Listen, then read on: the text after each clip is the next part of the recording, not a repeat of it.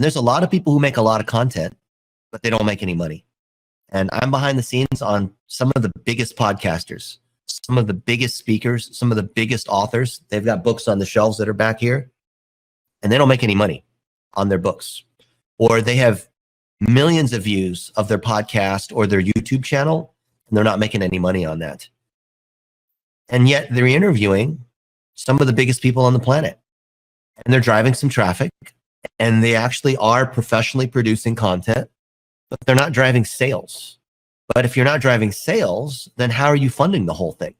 Unless it's just a passion thing that you're doing because it's a hobby, it's something that you want to do for fun anyway, or you're generating so much profit off of your business. I have a friend who's making 7 figures a year, and he's selling rare coins. But what you see on YouTube, his name's Jeff, is he's got tons of exotic vehicles, right? And he's driving them around and doing crazy things. He's hanging out around these other influencers. This makes zero money. It actually just costs him money.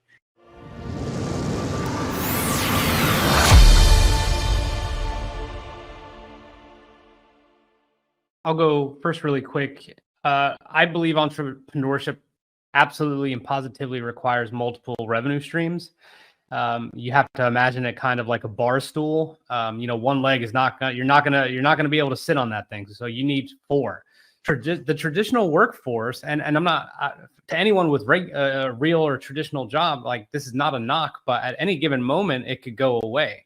So in entrepreneurship, you have the option to monetize in different ways. So what Dennis brings up, as far as what you're passionate about, I believe personally, the learn, do, teach is whatever it is that you're passionate about should be the primary moneymaker, because you will be so obsessive about it and kind of like Tucker talked about, like you'll be so consumed by it, you will only be able to get more and more granular. So when you think of a surgeon, a general practitioner, or a doctor, a general practitioner, okay, they're general, but a brain surgeon, that is who makes a lot of money, a deep, deep money, because it is a very specific skill set. So whatever you're passionate about, try and develop a framework. Now, I understand you might look at drop shipping or something and be like, oh, this is going to make me a lot of money, or I could build a funnel for this or XYZ because it looks like an opportunity, but the opportunity already exists within you. You have a unique set of circumstances, experiences, and knowledge that could only get strengthened, and the money that could be brought in from that is only going to be able to fund some of these other opportunities. Now, how do you get those other revenue streams? Yeah, Dennis, that's a great point. Like, people are like, how do you even have this podcast? Like, if you're able to fly around. Well, I got to the point where I was able to have enough activity that I could literally have a sponsor, and the sponsor takes care of that for me. The money I get from so that's a wash. I don't even have to worry about it. But now, do I have lead magnets and things built out? What Dennis mentioned was so important about the people who do all these things aren't able to fund it somehow. If they're not making money off some of these projects and all these millions of views, then that means they don't have an offer that anyone's interested in, or they're not promoting an offer. So you have to have an offer that the people that are listening to you and spending and choosing to listen to you for 30 minutes at a time, that they could go a little bit further. Like, by the way, pick up this free checklist. By the way, go to my website and pick up my free book. By the way, I'm having a masterclass, and all of a sudden it becomes like, steps and steps up. So that's what I would say. But whatever your passion is, my opinion only, it should be the thing you go all in on, because you will be able to separate yourself from the pack a lot faster, because everyone gets distracted in entrepreneurship. Stick to what you know the best. I'm stuck on you being you. I'm so stuck on that because, again, like I said before, it's the easiest thing that we all can do. I can't be Dennis. I can't be Rich. I cannot be Tucker. The only thing I can do is be Kim. And this is what I'm giving you. And so also, people buy from who they like, know, and trust. And if you're just talking about your product and you're not opening up and sharing with people situations, circumstances, things that are happening to you, then they don't know you. And so what you want to do is balance that. Give them information about who you are. Here's one word that will give you the understanding or take it home. It's called vulnerability. Show your vulnerability. A lot of people don't want to do that, but vulnerability it not only does it sell, but it attracts. So when I said to you at 24 years old, I was a widow, like you, for those who are in that age frame, and even if you're not, you were able to connect with me because you lost someone in your lifetime before, a family member, a friend, you lost someone. And so you're able to connect. And so it's sharing and being vulnerable that will help. It will help you also create content because it's a conversation. We always, and all of us always have a dialogue in our head. You cannot convince me that you don't. We all have a dialogue in our head.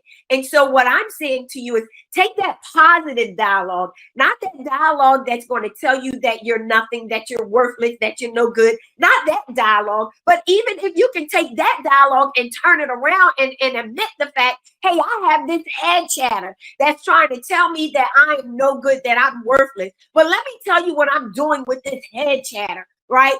I'm acknowledging that this head chatter is here, but this head chatter is not talking to me, right? Do you have that head chatter as well? And if so, you can be able to connect with people. And that's what people want. So being able to align all of this and put it in a way where you can, it's not all about selling. It's really all about, and I'm going to say it again and time again, it's all about you being you. It's all about you being you. When you show up, your unapologetic self, your authentic self, when you can be you unapologetically, then you're there. I think from my perspective, sometimes getting started on something, I try to make it perfect before actually making the move to put it into practice. And one thing I've kind of learned is that progress is better than perfection. You know, if you sit around waiting for something to be perfect and you keep adjusting it, and you get in that mindset of what Dr. Kim said, the negative self-talk, like, oh, this isn't ready for me to actually implement for a client or something like that. I think that's kind of where you get stuck in a rut, and you kind of are unable to move in any direction because you're so head set on the perfection aspect of it. And I think once you get out of that kind of headspace and you begin taking that step forward, I think that's kind of where you'll start to see a change in your not only your success, but also kind of your mental state. You say, you know, okay, I've got this thing rolling, and now what's the next thing I need to do? You know, it's continually building on processes and progressing through this long journey of building an agency, building a business and things like that. It's going to take, you know, it takes time. Like Dennis said, you know, you're not going to be able to fly planes with one 30-minute YouTube video. It's things that take time, and actually building that progress and your framework and processes that actually is what is the backbone of how you succeed. And I think, you know, I'm early in my career, but that's something that I fundamentally understand is that, you know, as long as you're making progress and you're committed and you're consumed by your passion, then there's nowhere to go but up. Obviously there's going to be setbacks, but you have to get back on the horse.